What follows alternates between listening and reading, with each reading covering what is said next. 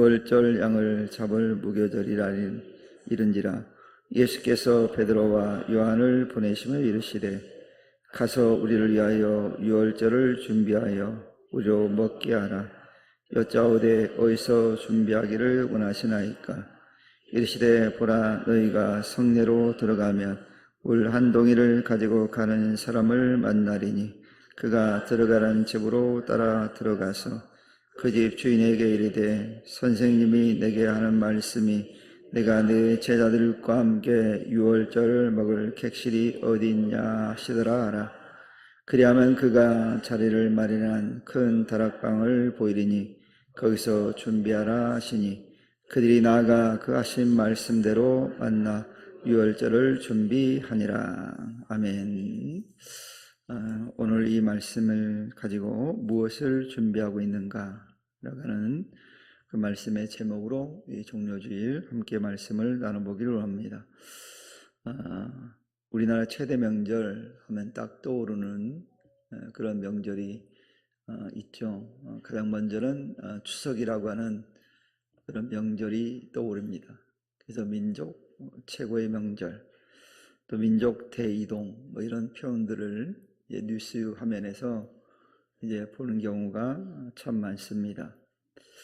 그래서 그 명절 때가 되면 이제 고속도로의 그 상황을 알려줄 때 보면 마치 그 고속도로가 주차장처럼 느껴질 때가 있습니다. 그 얘기는 뭐냐면 차가 너무 많아서 차들이 움직이지 못하고 머물러 있기 때문에 주차장처럼 여겨질 때가 있습니다.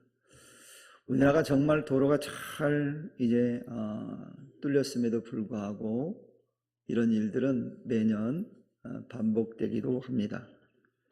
또 설날이 되면 역시 마찬가지로 그런 일들이 반복되어지는 것을 보게 되어집니다. 이처럼 이 명절에는 사람들이 고향을 찾고 또 고향을 찾아서 이제 움직이기 때문에 그런 일들이 발생하기도 합니다.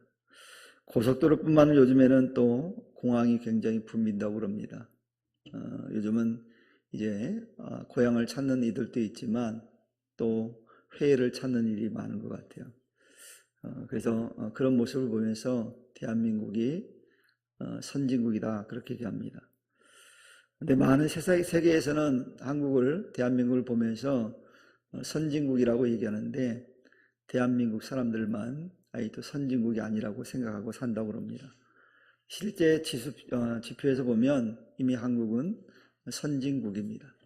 여러분들이 우리가 개발도상국이라 생각하면 안 됩니다. 한국은 이미 선진국입니다. 좀 자부심을 가질 필요가 있어요. 왜냐하면 더더욱 그런 것이 선진국이라고 하는 일본을 우리가 앞섰거든요.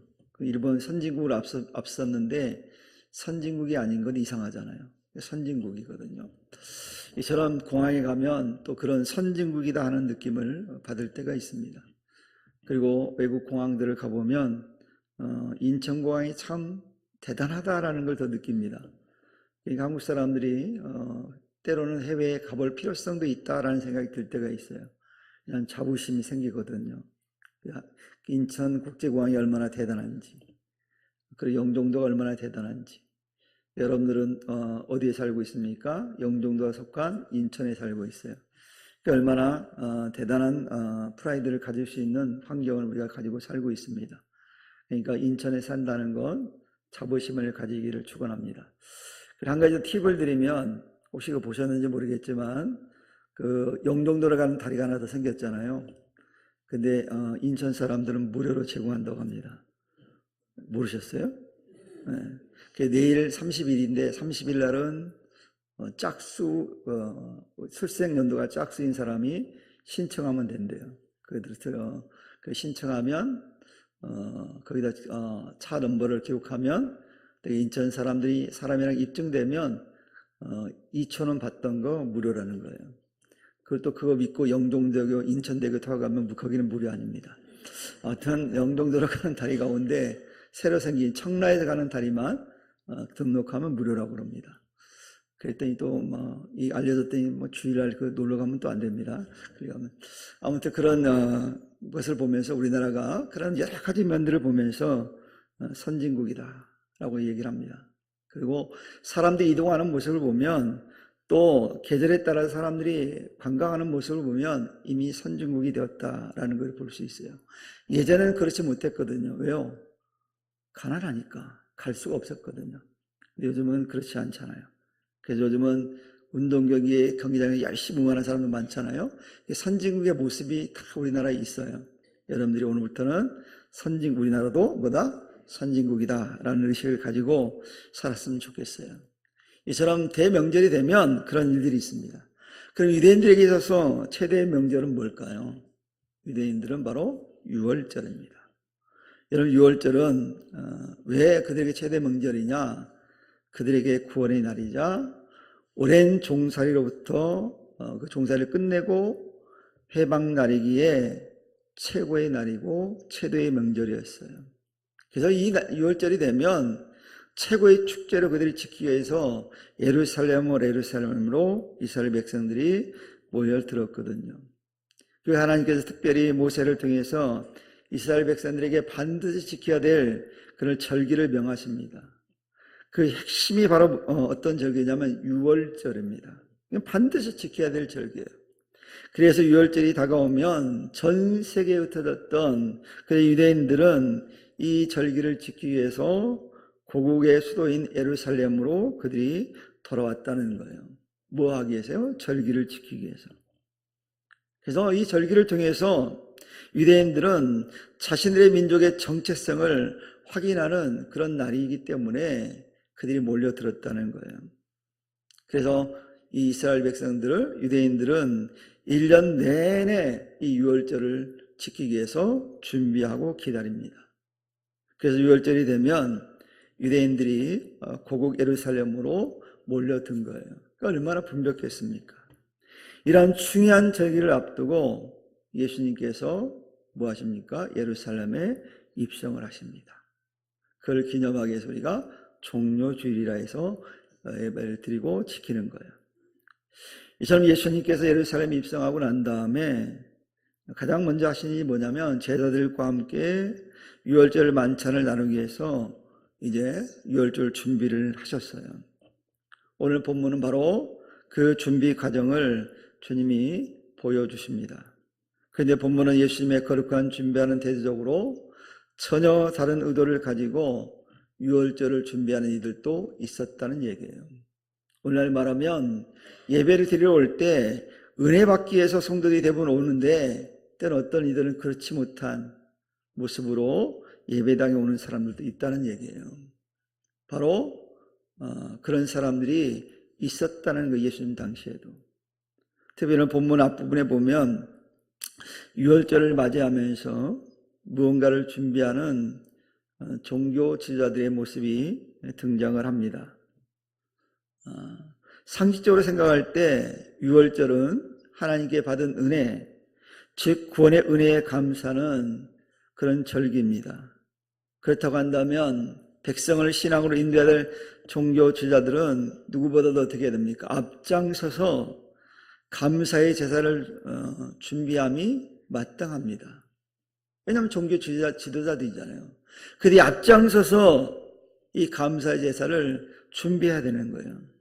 그런데 그들은 어떻습니까? 오늘 본문에 등장하는 대제사장과 서기관들은 전혀 엉뚱한 일을 준비하고 있어요. 바로 무엇입니까? 구세주이신 예수님을 죽일 음모, 즉 살인을 계획하고 있었다는 얘기예요.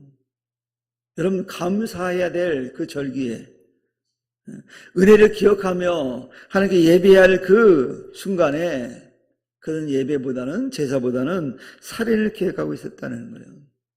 참으로 악하고 어리석은 일을 도모하는 그 어리석은 모습을 우리는 본문을 통해서 보게 되어집니다. 여러분, 은혜의 날, 구원의 날에 그들은 살인을 계획하는 악한 모습을 보여주고 있어요. 그들이 모여서 한다는 것이 기껏 예수님을 어떻게 하면 죽일까 하는 모의를 했다는 거예요. 어떻게 하면 하나님이 기뻐하시는 감사 예배를 드릴 것인가가 아니라, 어떻게 하면 하나님께 기쁨을 드릴까가 아니라, 어떻게 하면 하나님께 영광을 돌릴 것인가, 그것을 그들이 기획하는 것이 아니라 자신들의 기득권과 자리를 지키는 일에 눈이 멀어서 정작 자신들이 그렇게 얘기하고 기다렸던 메시아이신 예수님을 몰라보고 그 메시아이신 예수님을, 구원자이신 예수님을 죽일 계획을 세웠다는 거예요. 참으로 어리석잖아요. 참으로 악하잖아요. 이런 어리석은 모습을 보게 됩니다. 여러분, 적어도 믿음 있는 성도라면, 하나님의 백성이라면 사람들이 구원받는 것에 관심을 가져야 되고, 교회가 성장하는 데 관심을 가져야 되고, 이게 목적이어야 되지 않겠어요? 그래, 다른 데 목적을 가지고 있다면 교회가 심각해지는 거예요. 교회는 어떤 공동체입니까? 믿음으로 하나 된 공동체잖아요. 무엇 때문에 모였습니까? 예수님 십자가의 복음을 전하기 위해서 모인 공동체잖아요. 이게 가장 중요한 우리의 목적이 돼야 돼요. 교회가 이거를 잃어버리면 더 이상 교회 기능을 상실하는 거잖아요. 6월절의 가장 중요한 목적은 뭡니까? 하나님께 감사하고 은혜를 나누는 것이 6월절의 가장 중요한 목적이에요. 근데 이스라엘 백성은 뭐 했다고요? 대제사장들은 뭐 했다고요? 예수님을 어떻게 하면 죽일 것인가 모의하고 있어요. 이처럼 이들의 모습은 사악하기 그지없었어요. 이들의 모습처럼 이 땅의 많은 사람들 역시 오늘 본문에 등장하는 종교 제자의 모습으로 살고 있는 자들이 오늘날도 존재합니다. 자신의 믿음을 자랑하지만 실상은 주님의 영광을 가리는 이들이 있거든요. 또 여전히 예수님 당시 종교 제자들 같은 행동을 하고 말하는 지도자들도 있거든요. 이런 모습을 보면 여러분 어떤 느낌이 듭니까? 안타깝잖아요. 우리 성도님들은 이런 불의에 속한 자들이 되지 않기를 주님의 이름으로 축원합니다. 우리의 삶은 그래서 오직 하나님께 영광, 하나님께 기쁨, 하나님께 감사하는 삶이 돼야 돼요. 그래서 하나님께 영광이 되는 일이라면 내 생각과 좀 다를지라도 그 말씀대로 순종하는 자세가 필요합니다. 이런 순종의 삶을 살아내는 우리 성도 되기를 축원합니다. 예수님 이런 종교 제자들의 악한 계획과는 좀 다른 준비를 또 주님은 하십니다. 주님은 달랐어요. 종교 제자들은 주님을 죽일 준비를 했지만 주님은 달랐어요. 주님은 종교 제자와 즉 대제사장과 설계하는 모든 계획을 알고 계셨음에도 불구하고 그들과 온 인류를 권하게 한 발걸음을 멈추지 않았다는 거예요. 여러분, 과거 6월절 어린 양의 피로 이스라엘 백성이 구원받은 것처럼 예수님 스스로가 6월절 어린 양이 돼서 우리 죄를 대신해 죽을 준비를 차곡차곡하고 계셨다는 거예요. 당시 사람들과 대제사장과 서기관들은 주님을 죽일 준비를 하는데 우리 예수님은 그들을 살리기 위해서 준비하고 계셨다고 하는 거예요. 차원이 다르지 않습니까? 이처럼 종교 지도자들은 예수님을 죽이기 위한 계획을 세웠지만 예수님은 그들을 살리기 위해서 죽음을 준비한 거죠. 달라요, 전혀. 여러분, 예수님께서 이런 말씀을 하셨습니다. 인자가 온 것은 섬김을 받으려 함이 아니라 도리어 섬기려 하고 자기 목숨을 많은 사람의 대성물로 주려 함이라, 이렇게 말씀하셨어요. 그 하신 말씀대로 주님이 준비하고 계셨다고 하는 거예요. 여러분, 적어도 신앙을 갖다 믿음을 가졌다면 이 주님의 말씀처럼 주님이 살았던 이런 삶을 우리가 닮아가야 돼요. 섬김을 받으려는 것이 아니라 오히려 섬겨야 되고 희생하는 희생정신이 우리에게 필요하다는 얘기죠. 그리고 세례요한도 뭐라고 외칩니까? 예수님에 대해서 이렇게 외쳤거든요. 세상 죄를 지고 가는 하나님의 어린 양을 보라. 그 세례 외침대로 우리 주님은 스스로 제물이 되기를 준비하시고 스스로 그 길을 걸어가셨다라는 거예요. 그리고 며칠 뒤에 자신을 배반하고 돌을 던질 군중들까지도 살리기 위해서 십자가를 향해 가시는 그 길은 철저히 하나님의 뜻을 이루기 위한 순종의 길이었다라는 거예요. 예수님을 십자가에 못 박으라는 그 자들을 위해서 주님은 그 길을 걸어가신 거죠. 그러므로 사랑하는 성도 여러분, 우리도 주님께 걸어가신 그 길을 기억하시기 바랍니다. 그래서 우리가 이게 중요한 게 뭐냐면, 믿음의 사람은 하나님의 생각과 뜻이 내 생각과 내 뜻과 다를 때 어떻게 행동하는가를 보면 믿음이 있는가 없는가를 알 수 있어요. 우리는 믿음의 사람은요, 하나님 뜻과 하나님의 생각과 내 뜻이 다를 때 내 생각과 뜻을 꺾는 것이 믿음이에요. 이게 믿음이에요. 내 생각이 옳다 할지라도 하나님이 원하시는 것이 아니라면, 하나님의 생각과 다르다면 꺾으시기를 바랍니다. 이게 믿음이거든요. 그래서 그것이 진짜 하나님의 일이라면, 하나님이 원하시는 거라면, 교회를 살리는 일이라면, 하나님께 영광이 되는 일이라면 기꺼이 그 길에 순종할 수 있는, 동참할 수 있는 믿음의 삶을 사는 성도 되기를 축원합니다. 이게 진짜 믿음이거든요. 믿음이 뭐예요? 내 뜻을 꺾는 거거든요. 하나님의 뜻이 드러나는 거거든요. 하나님의 영광이 드러나는 것이 진짜 믿음의 삶이거든요. 믿음이 있다고 하면서 내 고집대로, 내 생각대로 주장한다면 진짜 믿음이 아니죠. 주님의 뜻을 어떻게 꺾으려고 그래요? 하나님의 뜻을 우리가 꺾으면 안 되잖아요. 내 뜻을 꺾어야죠. 그 주님이 겟세마네 동산에 그래서 그런 기도를 하셨잖아요. 아버지여, 내 잔을 옮길 수만 있으면 옮겨 주십시오. 그렇지만 내 원대로 마옵시고 아버지의 원대로 되기를 원합니다 라고 주님 기도하셨잖아요. 내 생각이 옳다 할지라도, 내가 원하는 것이라 할지라도 하나님 원하시는 것이 그것이 아니라면, 내가 손해보는 것이라 할지라도 하나님 그걸 원하신다면 저는 손해보겠습니다 하는 고백이잖아요. 이런 고백이 우리 부평 성산교회 성도들의 고백이 되기를 축원합니다. 이게 진짜 믿음이거든요. 여러분, 자녀들이 부모에게 효하는 게 뭘까요? 진짜 효는 뭐냐면, 부모의 뜻을 안다면, 깨달았다면 부모의 뜻을 따르는 것이 진짜 효잖아요. 부모를 꺾는 것이 진짜 효가 아니에요. 부모의 뜻을 꺾으면 때론 부모가 꺾어주기도 합니다. 근데 그게 진짜 효겠어요? 아니잖아요.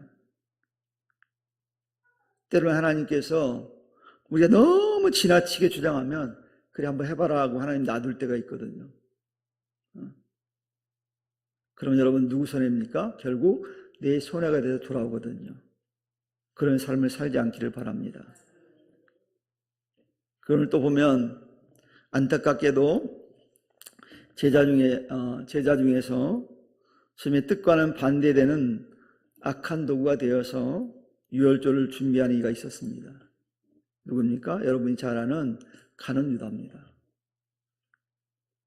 여러분, 가로신 유다는 구원과 은혜의 날에 스승을 어떻게 하려고 합니까? 스승을 죽이려 하는 자들과 손을 잡고 팔아넘기려고 하는 악한 계획을 합니다. 그러니까 살인에 동참한 거죠. 우리 공범이란 말이 있습니다. 공범. 공범은 뭡니까? 그것이 함께 동의하는 게 공범이거든요.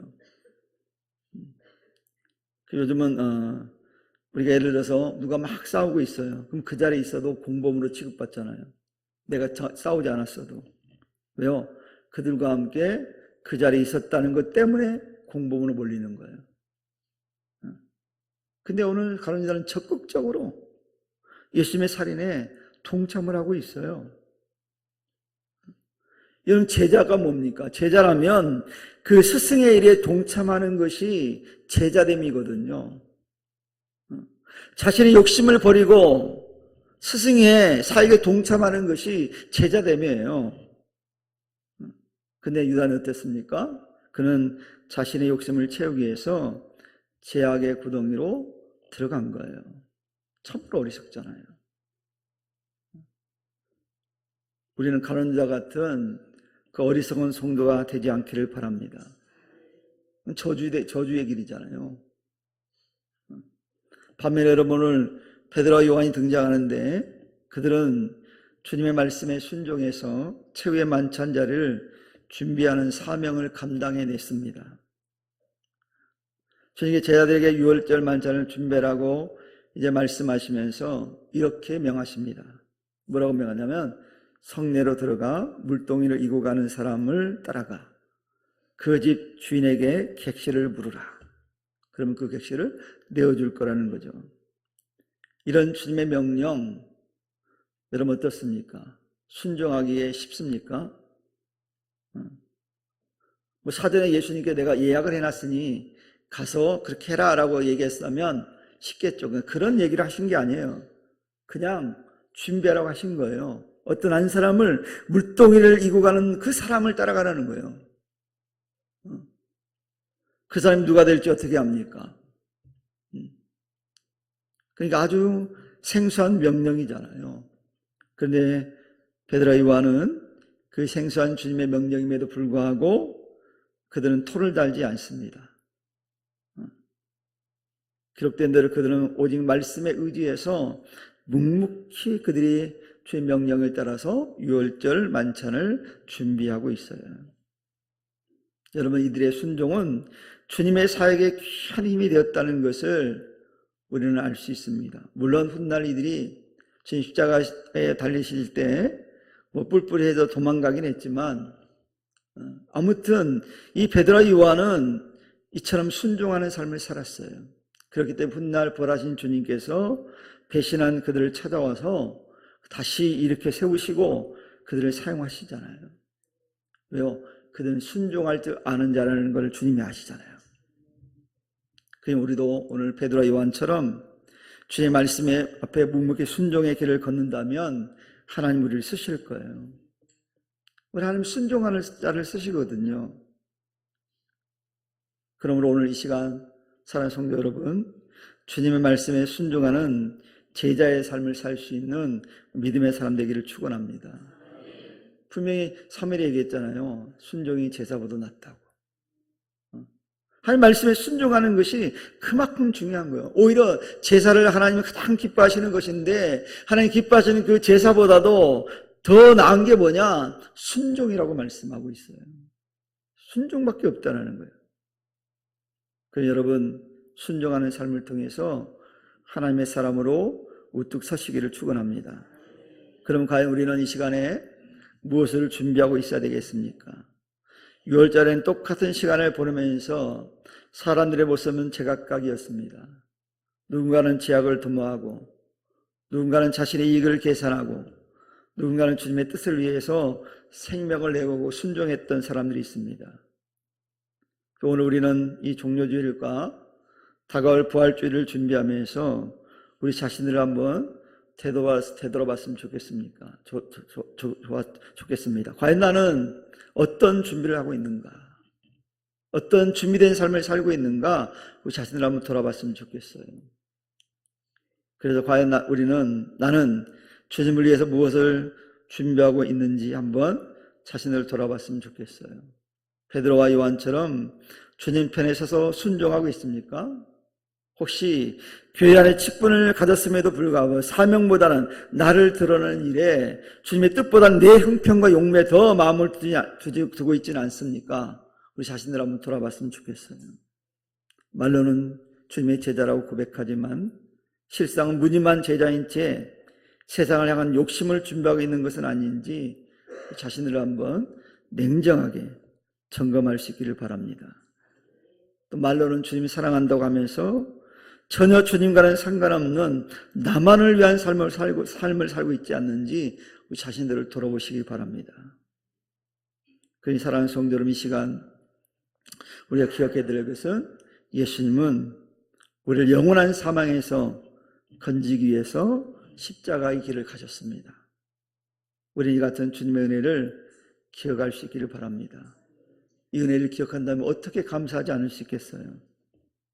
그래서 주님께서 우리를 위해 생명을 준비하셨듯이 우리 또한 마음을 다해 주님의 뜻에 합당한 순종을 준비할 수 있는 주님의 진정한 제자가 되기를 바랍니다. 이제 주님의 제자의 삶을 살아야 되거든요. 왜요? 이런 삶을 살 때 주님께서 그 모습을 보고 기뻐하시거든요. 주님의 기쁨이 되는 거예요. 우리 복음성가에도 나 주님의 기쁨 되길 원합니다 라고는 가사가 있어요. 나 주님의 기쁨이 되길 원한다면 순종하는 제자의 삶을 살아내야 돼요. 오늘 특별히 종료주일을 맞이해서 예배하는 저와 우리 성도님들은 하나님의 말씀에 순종하는 삶을 통해서 주님께 기쁨을 드리는, 주님께 영광 돌리는 그 복된 삶을 살아낼 수 있는 귀하고 아름다운 우리 성도님들 다 될 수 있기를 다시 한번 주님의 이름으로 간절히 축원합니다. 기도하겠습니다. 하나님 감사합니다. 오늘